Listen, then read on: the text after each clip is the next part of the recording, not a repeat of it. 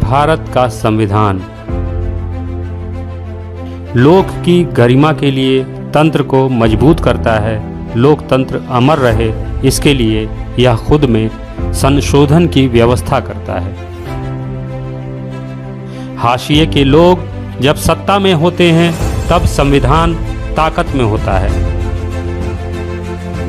लेकिन जब सत्ता में ताकतवर लोगों की घुसपैठ हो जाती है तब संविधान खुद ही हाशिए पर चला जाता है। जब मजबूत सत्ता के हाथों में संविधान कमज़ोर हो जाता है तब कोई भी सन की तानाशाह इसे पैरों तले रौंद देता है।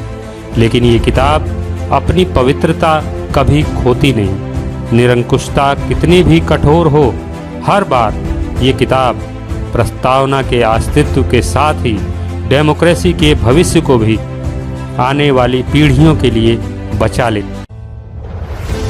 मानवता के इस दस्तावेज के दुश्मन सन की तानाशाह ही नहीं बल्कि तमाम धर्म और उनकी धार्मिक किताबें भी हैं, क्योंकि इन दो कौड़ी की धार्मिक किताबों में पाखंडवाद, अन्याय और असमानता के सिवा कुछ भी नहीं।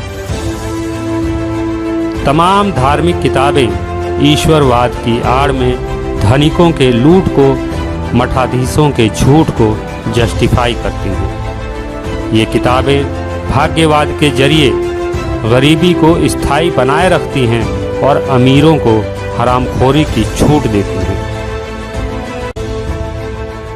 ये धार्मिक किताबें भीड़ तंत्र पैदा करती हैं और भेदभाव पर आधारित क्रूर मानवीय व्यवस्था की स्थापना करती हैं। इसके उलट भारत का संविधान भारत के लोगों की सार्वभौमिक उन्नति की बात करता है। ये मानव के साथ दूसरे मानव के न्यायपूर्ण व्यवहार की वकालत करता है। यह भीड़ को समाज बनाने की दिशा तय करता है और समाज को मानवीय मूल्यों पर खड़ा करने की दशा तय करता है। करुणा, मैत्री और सद्भाव के साथ हम भारत के लोग समाजवाद की ओर अग्रसर हों, ये संविधान का सर्वोत्तम लक्ष्य है।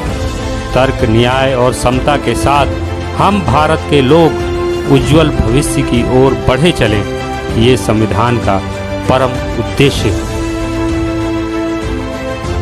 संविधान कानून की एक मामूली पुस्तक भर ही नहीं है, यह भीड़ को नागरिक बनाने का दस्तावेज है। यह जानवर को इंसान बनाने का विधान है। इसके होने की ताकत तब समझ आएगी जब यह नहीं होगा।